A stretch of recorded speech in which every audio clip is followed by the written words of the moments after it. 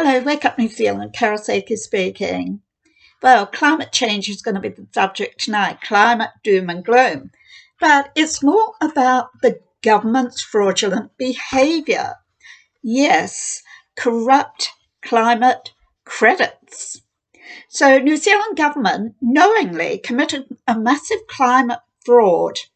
Several news outlets reported this in 2016. New Zealand climate policy is bloody waste of time. That's what they said.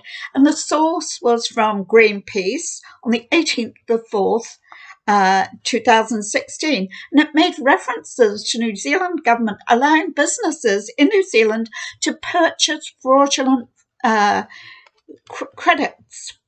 credits from Ukraine and Russia. But they weren't the only ones that were doing that, because the government was well into it as well.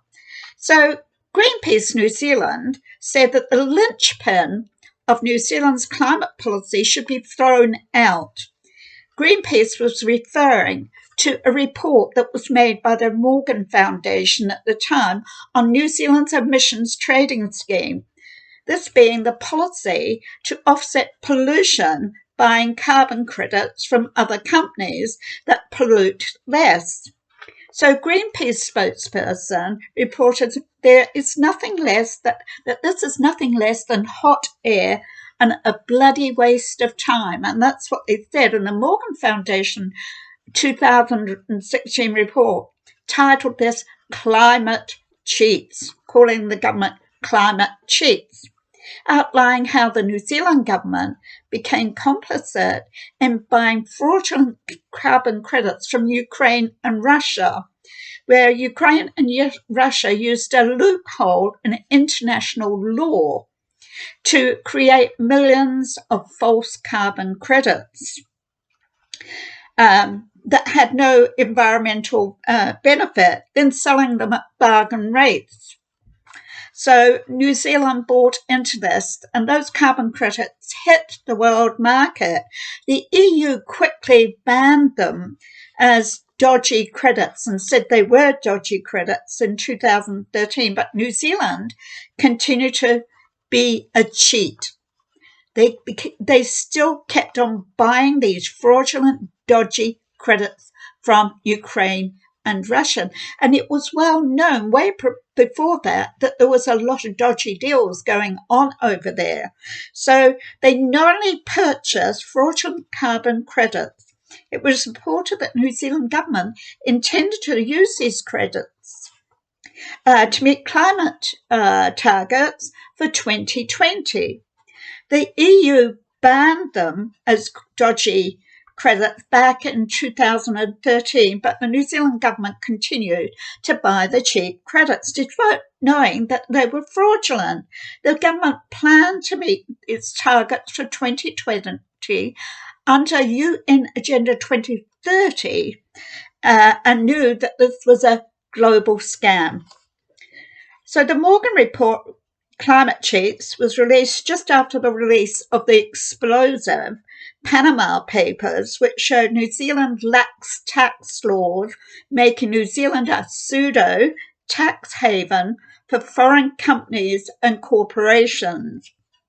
Spin-off reported 18th of May 2016, dodgy deals with climate fraudsters, New Zealand's role in the climate carbon scam, referring to the New Zealand government as being complicit in a climate swindle, that New Zealand's reputation was at risk.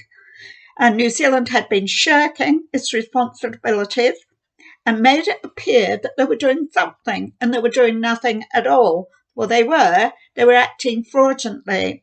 So reporting New Zealand's government as cheats committing climate fraud. That's what the Morgan Foundation report said.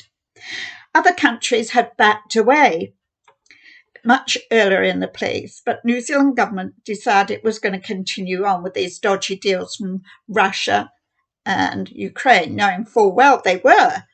So they kept on. And for example, this is how this Russian-Ukraine fraud happened. After the downfall of the Soviet Union, Ukraine was left with large rock piles that still contained coal. Occasionally, these caught on fire, releasing carbon emissions. In 2012, the Ukraine started claiming carbon emissions credits on the basis they would remove the coal from the piles and put out the fires. Trouble was they'd already been removed some 4 years earlier, and they lied about how much coal was involved. In 2012, Europe and New Zealand became highly suspicious of Ukraine and Russia. So Europe backed off, but New Zealand government kept on buying into the fraudulent scheme.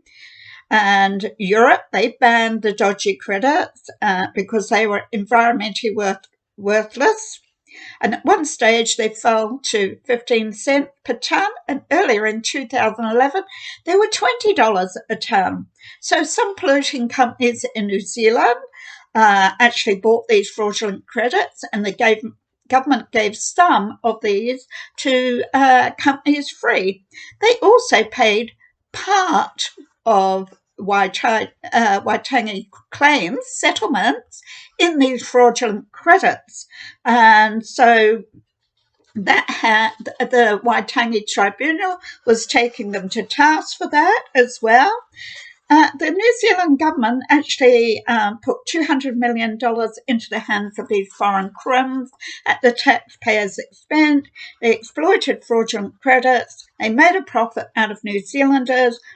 And the Morgan report stated that they made a 3-point plan for the government to put things right so that they wouldn't get an international bad reputation, like dump them by cancelling fraudulent credit, burn the bank, remove the 2-for-1 deal and freeze the companies, and keep it clean, keep the ETFs closed. The carbon market, of course, is a massive crime scene for companies and corporations making a huge amount of wealth on exaggerated carbon credits. It's nothing but a global fraud, actually. They use this word, it's the most used word in the world, for advertising sustainability. So in 2012, Interpol even put out a guide as to carbon markets because of the fraudulent activity that was going on.